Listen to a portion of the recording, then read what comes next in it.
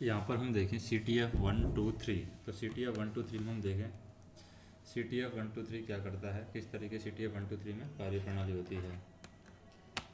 तो CTF 1 2 3 में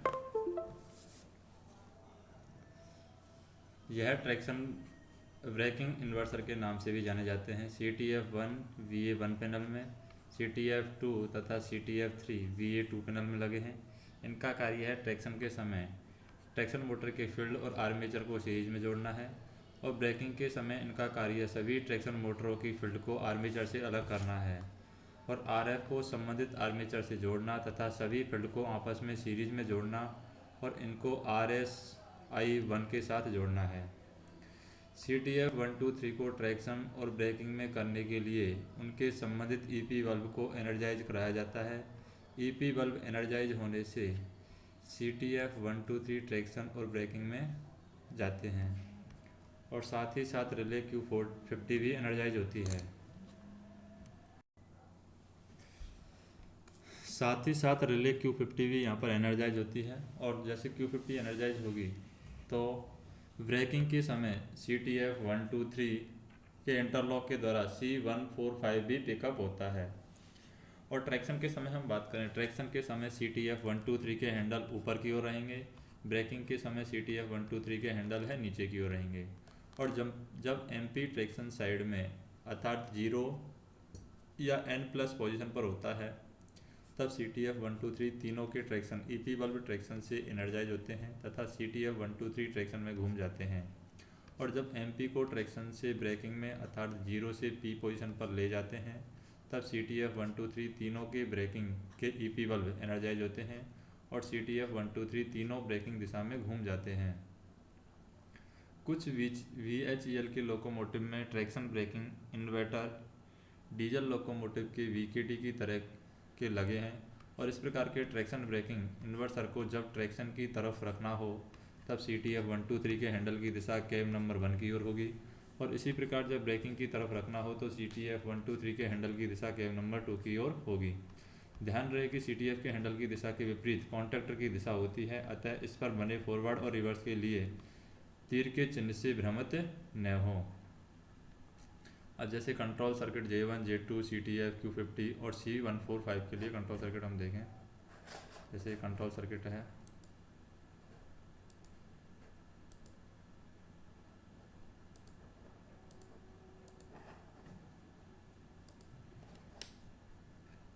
जैसे ये कंट्रोल सर्किट है, control circuit of J1 J2 CTF Q50 and C145। तो यहाँ पर CCPT है, CCPT हमारा पेंटो का फ्यूज है। CCPT ये MP1 है, इसमें हम यहाँ पर बात करें CTF 1 CTF 2 CTF 3 और GR ग्रेजुएटर 0 के लिए है यहाँ पर। इसी तरीके से MP2 है, MP2 में यहाँ पर हम बात करें जैसे कि ये ग्रेजुएटर 0 है, ये ग्रेजुएटर के अकॉर्डिंग यहाँ पर CTF 1 2 3 है, J1 J2 यहाँ पर इस तरीके से ये भी कनेक्ट होगा तो J1 J2 के थ्रू करंट आएगी।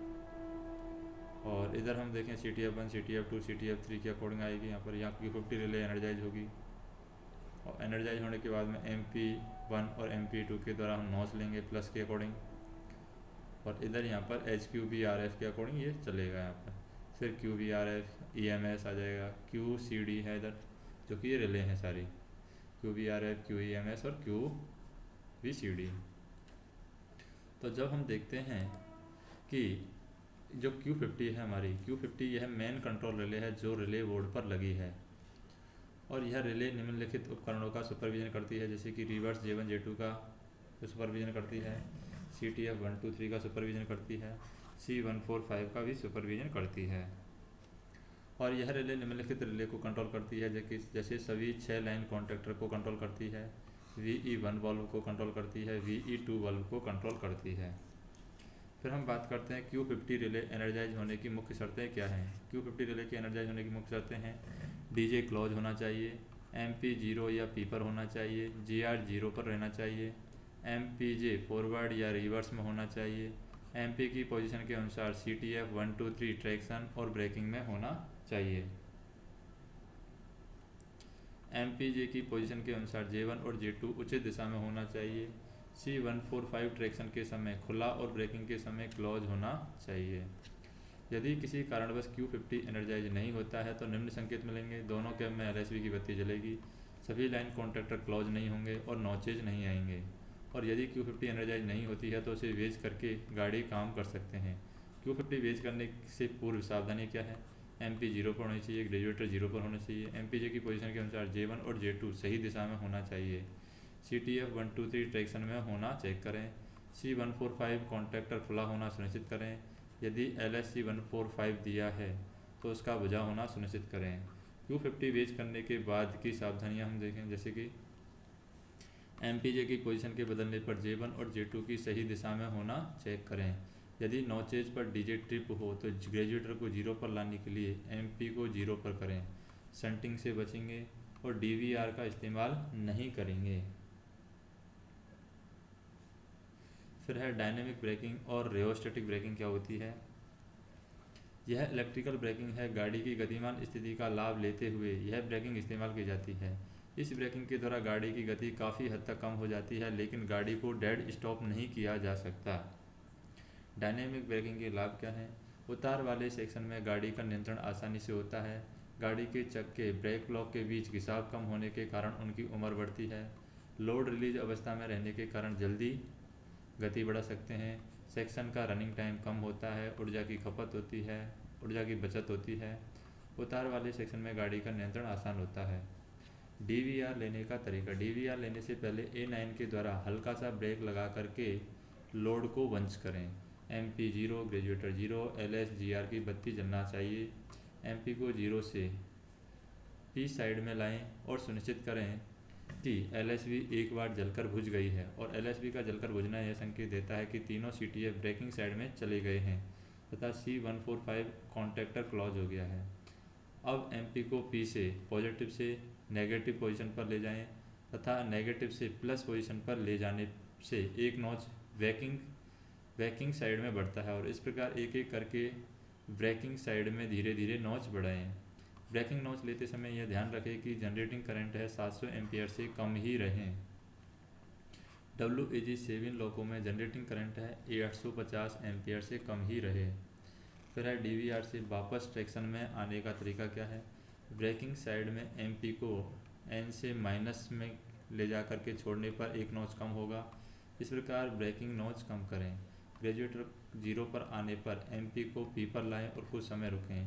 अब MP को P से 0 पर लाएं और LSB का जलकर बुझना सुनिश्चित करें, और अब नॉर्मल ट्रैक्शन नॉचेज लेकर गाड़ी कार्य करें। फिर DVR का सिद्धांत क्या है?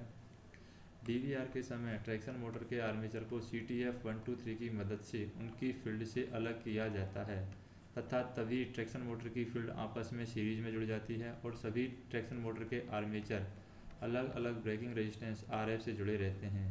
और C145 के क्लोज होने से ATFEX के द्वारा सभी ट्रैक्शन मोटर की फील्ड को एक्साइट किया जाता है। गाड़ी की गति में रहने के कारण सभी ट्रैक्शन मोटर के आर्मेचर घूमते रहते हैं और ट्रैक्शन मोटर की फील्ड से उत्पन्न मैग्नेटिक फ्लक्स को काटते हैं, जिससे आर्मेचर में वोल्टेज पैदा होता है, अर्थात इस समय ट्रैक्शन मोटर जनरेटर का कार्य करती है। आर्मेचर में पैदा हुआ वोल्टेज RF में जाकर के हीट के रूप में खर्च होता है, और इस समय आर्मेचर पर इलेक्ट्रिक लोड आता है और आर्मेचर में उनकी गति के विरुद्ध दिशा में रिटार्डिंग फोर्स पैदा होता है, जिससे गाड़ी की गति धीरे धीरे कम हो जाती है। ब्रेकिंग रेजिस्टेंस को ठंडा करने के लिए एक DC मोटर ब्लोअर MBRF लगाई गई है, जो कि ट्रैक्शन मोटर 2 के आर्मेचर में पैदा होने वाले सप्लाई में कार्य करती है। DVR के समय अपने आप नॉच कम होना।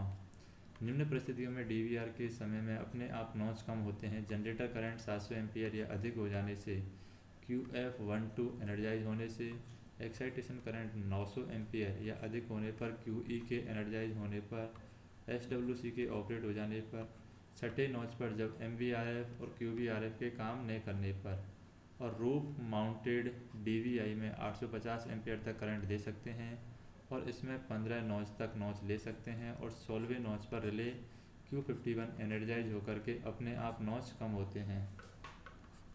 DVR का प्रयोग कब कब नहीं करेंगे? यदि गाड़ी की गति 15 किलोमीटर पर आवर से कम है, कोई ट्रैक्शन मोटर आइसोलेट है, यदि HQOP 1-2 ऑफ पोजीशन पर हैं, और यदि MP फेल है, यदि 50 रिले वेज है और यदि CTF अटकते हों तो, और यदि MBRF कार्यरत नहीं है, और यदि DVR के समय A9 के द्वारा कंट्रोल करने पर लोको ब्रेक आते हों, और यदि QE QF1 और QF2 का टारगेट बार बार गिरता हो, और यदि MP को P पर रखने से LSB की बत्ती लगातार जलती रहती है, और लाइन कॉन्टैक्टर वेज होने पर। फिर DVR सर्किट में लगे उपकरण की बात करें। DVR सर्किट में लगे उपकरण हैं ATFEX। ATFEX क्या होता है? रेओस्टेटिक ब्रेकिंग एक्साइटेशन ट्रांसफार्मर। यह एक ऑटो ट्रांसफार्मर है जो कि HTC1 पैनल में कॉरिडोर नंबर 1 की तरफ लगा है, और इसका काम DVR के समय सभी ट्रैक्शन मोटर के फील्ड को एक्साइटेशन करंट देना है ताकि ट्रैक्शन मोटर जनरेटर का कार्य कर सके, और ATFEX के द्वारा RS1 को जोड़ा गया है, और मॉड्यूलर लॉकों में RSI को जोड़ा गया है।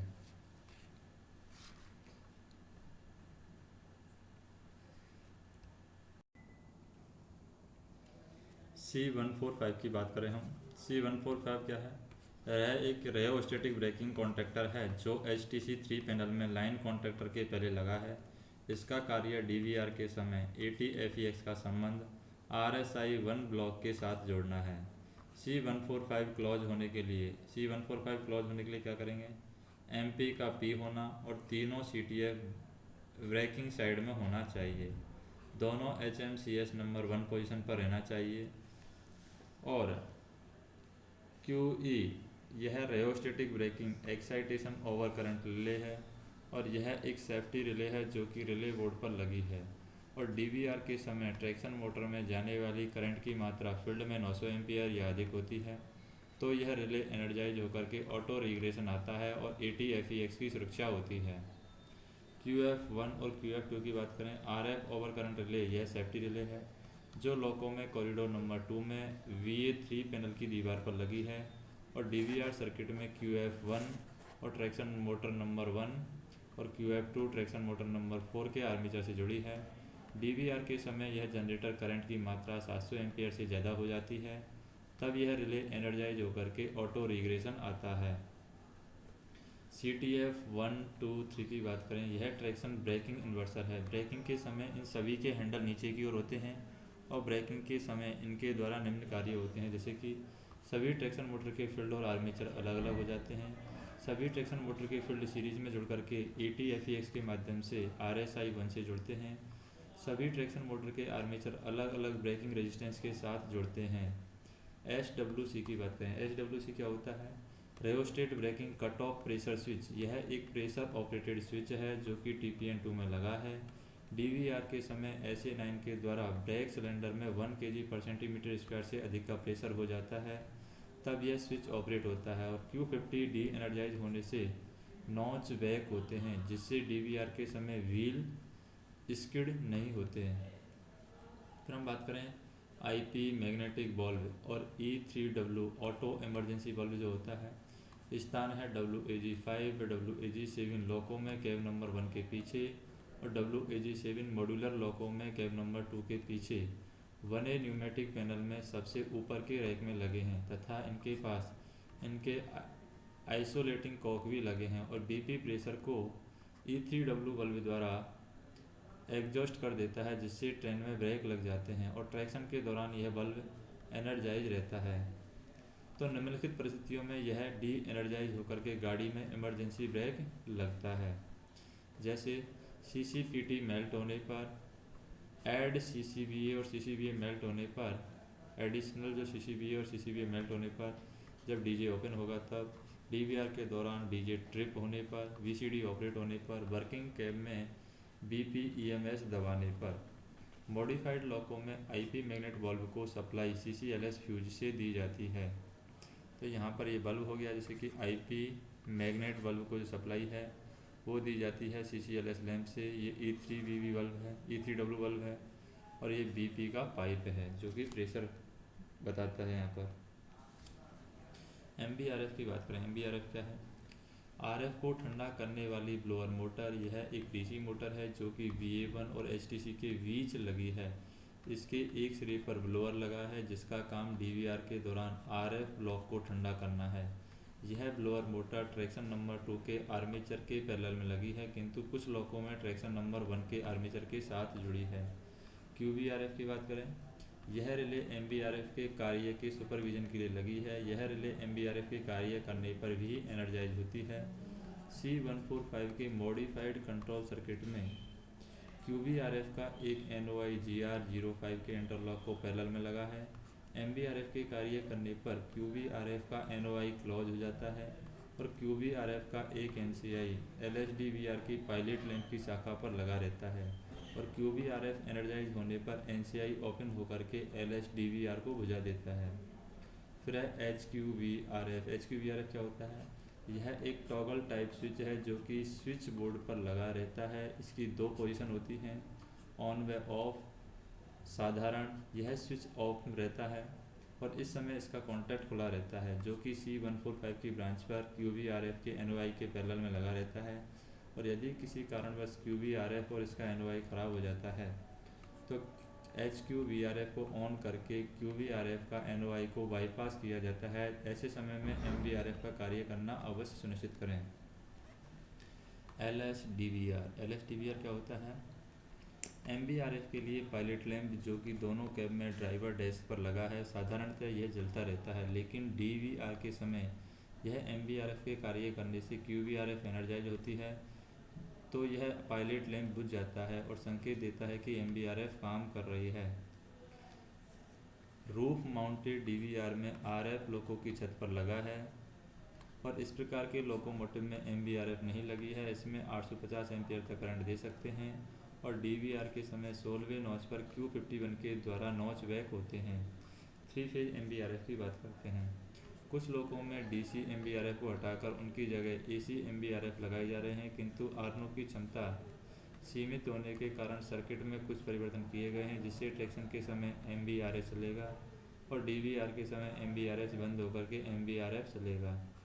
सर्किट विश्लेषण, जैसे सर्किट का विश्लेषण हम करें, सर्किट विश्लेषण में C107 के सर्किट में CTF को इंटरलॉक दिया है जो ट्रैक्शन में बंद होगा और DVR के समय खुल जाएगा, जिससे DVR के समय C107 खुल जाएगा व ट्रैक्शन के समय C107 बंद हो जाएगा। C108 एक नया EMC लगाया गया है जो ट्रैक्शन के समय खुला व DVR के समय बंद होगा, लेकिन C107 के खुले रहने से भी C105, C106 कॉन्टैक्टर बंद हो जाएंगे। कुछ लोगों में C108 DVR के समय नॉच लेने पर पिकअप होता है। HVRF की बात करें, यह रोटेटिंग टाइप स्विच है। इसकी दो पोजीशन होती हैं, 0 and 1। पोजीशन 0 पर C108 ओपन व पोजीशन 1 पर C108 पोजीशन क्लोज होता है। और जब DVR के समय छठे नॉच पर DJ ट्रिप होता है तो HVRF स्विच की जांच करें, यदि 0 है तो 1 करें। डायनेमिक ब्रेकिंग की टेस्टिंग कैसे की जाती है? डायनेमिक ब्रेकिंग टेस्ट कैसे करते हैं? खड़े लोको में चार्ज लेते समय लोको ब्रेक रिलीज करें, MP को P पर रखें, LSB जलकर फिर से बुझाना चाहिए। चलती गाड़ी में A9 के द्वारा हल्के से ट्रेन ब्रेक लगाएं, MP को P पर रख कर के 2 और 3 नॉच लें। एमीटर नीचे की तरफ जनरेटर करंट दर्शाएंगे, इससे यह पता चलता है कि DVR कार्य कर रहा है। MBRF और QBRF का टेस्टिंग, जैसे 60 से 65 की स्पीड पर DVR का उपयोग करें, 200 वोल्ट तक सप्लाई दें। LSDVR बुझना चाहिए, अगर नहीं बुझता है तो MBRF कार्य नहीं कर रहा है और बुझता है तो MBRF कार्य कर रहा है। और खड़ी गाड़ी में DVR टेस्टिंग करने के लिए 5 नॉच के पश्चात ऑटो रिग्रेशन आना चाहिए। DVR से संबंधित दोष निवारण, DVR से संबंधित दोष निवारण किस कैसे करेंगे? दोष 1 है MP को P पर रखने पर LSB का जलते रहना। कारण दूसरा है CTF 1, 2, 3 ब्रेकिंग में नहीं गए हैं तो C145 पिकअप नहीं हो रहा है। और निवारण है CTF 1, 2, 3 चेक करें। दोष है DVR के दौरान DVR ने बुझना। कारण है MBRF और QBRF में खराबी। निवारण कैसे करेंगे? चेक करेंगे कि LSDVR 3 और 4 नॉच 200 वोल्ट के बाद बुझता है। अगर नहीं बुझ रहा है तो MBRF का वर्किंग सुनिश्चित करके HQVRF को ऑन करें और इससे LSDVR भी तो नहीं बुझेगा पर 6 नॉच रिग्रेशन बंद हो जाएगा। दोष थर्ड है 700 एम्पियर पर रिग्रेशन। कारण है QF12 का टारगेट गिरना। निवारण क्या है? टारगेट रीसेट करें। DVR के दौरान 600 एम्पियर से ज़्यादा करंट न दें। दोष 4 है ब्रेकिंग मोड से ट्रैक्शन मोड में आने पर LSB के साथ MPEEC फेल होना, कारण है CTF 1 2 3 का ट्रैक्शन में न जाना। निवारण है तीनों CTF के हैंडल चेक करें, ट्रैक्शन के समय तीनों हैंडल ऊपर की तरफ होने चाहिए। दोष पांचवा है DVR के समय ट्रेन ब्रेक के साथ साथ लोको ब्रेक आना, कारण है VEF सर्किट में गड़बड़ी या BP का ज़्यादा ड्रॉप होना। निवारण है DVR का इस्तेमाल नहीं करें, आवश्यक है तो PVEF पर पैर रख कर के DVR का प्रयोग करें। दोष 6 है हमारा DVR के दौरान DJ ट्रिप होने पर BP ड्रॉप न होना, कारण है IP कॉक व E3W को कॉक बंद होना। निवारण है IP E3 कॉक खोल दें। फिर है J2 और J2 का मैनुअल कंट्रोल किस तरीके से किया जाएगा। यदि किसी खराबी की वजह से J1 और J2 और MPJ की दिशा के अनुसार सही पोजीशन में नहीं गए हैं तो ऐसे समय लो को ग्राउंड करके HTC में जा करके उनके EP बल्ब का स्पेंडल दबा करके या हैंडल के द्वारा हाथ में मैनुअल ऑपरेट करके J1 और J2 को उचित दिशा में ला सकते हैं। J1 तथा J2 के हैंडल की MPJ और कैब के अनुसार पोजीशन निम्न प्रकार है। जब लोको चलाने की दिशा कैब नंबर 1 की ओर हो तब J1 और J2 का हैंडल ऊपर की ओर होना चाहिए, और जब लोको चलाने की दिशा कैब नंबर 2 की ओर हो तब J1 और J2 का हैंडल नीचे की ओर होना चाहिए। डेड लॉक को क्लियर करते समय J1 और J2 के हैंडल को न्यूट्रल पर रखकर लॉक करें। CTF 1 2 3 का मैनुअल कंट्रोल। यदि ट्रैक्शन से ब्रेकिंग या ब्रेकिंग से ट्रैक्शन में आते समय यदि कोई CTF अटक जाता है या ऑपरेट नहीं होता है तो ऐसे समय लो को ग्राउंड करते HTC में जा कर के उनके EP बल्ब के स्पेंडल को हम दबा करके देखेंगे और हैंडल के द्वारा हाथ से मैनुअल ऑपरेट करके उचित दिशा में ले जा सकते हैं, और उपरोक्त खराबी आने पर केवल ट्रैक्शन में ही कार्य करें। दोबारा MP ब्रेकिंग साइड में न लें और CTF 1 2 3 के हैंडल की पोजीशन निम्न प्रकार होगी। जैसे ट्रैक्शन तीनों CTF के हैंडल ऊपर रहते हैं, ब्रेकिंग तीनों CTF के हैंडल नीचे रहते हैं। फिर है CCPT फ्यूज का होना। CCPT मेल्ट होने पर निम्न तरीके से दोष निवारण करें, जैसे कि HVA ऑन करने पर क्या हो रहा है, HVA ऑन करने पर Q118 IP बल्ब Q51 में अर्थ फॉल्ट या शॉर्ट सर्किट आ सकता है, और जब इनमें शॉर्ट सर्किट आएगा तो क्या होगा, IP बल्ब की जांच करें, इसके वायर निकाल करके टैप करें, आइसोलेट करें। Q51 कॉइल में अर्थ फॉल्ट हो सकता है, ऐसी स्थिति में पहले VL अनलॉक करें, TLC को सूचित करें, होवा ऑफ करें। Q118 में अर्थ फॉल्ट हो सकता है, ऐसे समय होवा ऑफ करें। फिर पेंटो उठाने पर अगर शॉर्ट सर्किट हो जाता है तो क्या करेंगे हम, CCPT फ्यूज हो जाता है तो क्या हम करेंगे, संबंधित VPT में अर्थ फॉल्ट और शॉर्ट सर्किट हो सकता है, संबंधित VPT बल्ब की जांच करें एवं इसके वायर निकाल करके टैप करें, इसे आइसोलेट करें और दूसरे पेंटो के द्वारा कार्य करें। फिर डीजो क्रॉस करते ही अगर मान लो CCPT फ्यूज हो जाता है तो Q44 QCVAR कॉइल में अर्थ फॉल्ट या शॉर्ट सर्किट, होवा ऑफ करेंगे हम। फिर MPJ ऑपरेट करने पर क्या हो रहा है, जैसे MPJ ऑपरेट करने पर क्या हो रहा है, Q50 या J1 और J2 के EP बल्ब या CTF 1 2 3 के ट्रैक्शन के EP बल्ब में अर्थ फॉल्ट या शॉर्ट फॉल्ट आ रहा है। लॉक को ग्राउंड करें एवं J1 और J2 की जांच करें, यदि कोई बाहरी वस्तु दिखाई देती है तो उसे अलग करें। EP बल्ब के पॉजिटिव वायर निकालें, J1 J2 को उचित दिशा में रखकर बांध दें, और यदि फिर भी CCPT मेल्ट होता है तो होवा ऑफ करें। फिर MP N पर रखने पर, MP को अगर हम N पर रखते हैं तो क्या होता है, L1 L2 L3 L4 L5 L6 के कॉइल में अर्थ फॉल्ट या शॉर्ट सर्किट हो सकता है। लॉक को ग्राउंड करें, L1 L2 L3 L4 L5 L6 की जांच करें, यदि कोई वस्तु दिखाई देती है तो उसे अलग करें, या फिर HVSI 1 2 तथा HMCS 1 2 के द्वारा खराब लाइन कॉन्टैक्टर के EP बल्ब की पहचान कर उसे आइसोलेट करें। फिर पहला नॉच लेने पर हम क्या करते हैं, पहला नॉच लेने पर मान लीजिए CCPT फ्यूज हो जाता है तो VE1 और Q52 के अर्थ फॉल्ट या शॉर्ट सर्किट की वजह से हो सकता है। GR का मैनुअल कंट्रोल लेकर के सेक्शन क्लियर करें, TLC से बात करें, होवा ऑफ करें। फिर ZQWC ऑन करने पर अगर CCPT फ्यूज फॉल्ट हो जाता है तो क्या करेंगे, QWC एवं संबंधित शंटिंग एवं कॉन्टैक्टर के EP बल्ब के कॉइल में अर्थ फॉल्ट और शॉर्ट सर्किट होगा, ZQWC को ऑन न करें। फिर छठा नॉच लेने पर क्या करेंगे, EBP HGR में अर्थ फॉल्ट या शॉर्ट सर्किट, तो EBP HGR के वायर निकाल करके टैप करें एवं GR ऑयल चेक करते हुए आगे कार्य करें। फिर है शंट नॉच लेने पर क्या करेंगे, शंटिंग कॉन्टेक्टर के EP बल्ब में अर्थ फॉल्ट या शॉर्ट सर्किट देखें, शंट नॉच का प्रयोग ना करें। फिर नॉच बाय नॉच रिग्रेशन करने पर VE2 के कॉइल में अर्थ फॉल्ट या शॉर्ट सर्किट करें, GR का मैनुअल कंट्रोल लेकर के सेक्शन क्लियर करें, TLC से बात करें। क्विक रिग्रेशन करने पर MP0 पर करने पर Q46 कॉइल में अर्थ फॉल्ट या शॉर्ट सर्किट करें, शॉर्ट सर्किट हो सकता है। नॉच बाई नॉच रिग्रेशन करें, GR 0 पर आने के पश्चात MP को 0 करें। MP को P पर रखने पर CTF 123 ब्रेकिंग C145 कॉल में अर्थ फॉल्ट या शॉर्ट सर्किट हो सकता है, रेओस्टेट ब्रेक का उपयोग न करें।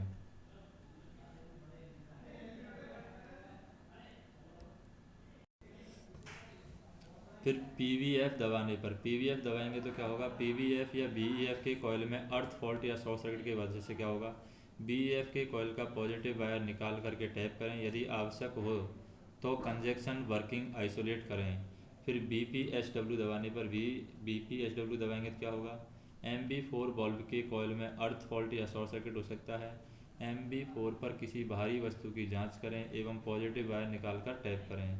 LSP जलने पर होगा, LSP जलने पर अगर CCPT फ्यूज होता है तो क्या करेंगे, Q48 के कॉइल में अर्थ फॉल्ट या शॉर्ट सर्किट हो सकता है, हवा ऑफ करें और व्हील स्लिप से बचें। नेक्स्ट हम देखेंगे ऑक्सिलरी पावर सर्किट, ये नेक्स्ट वीडियो में देखेंगे हम।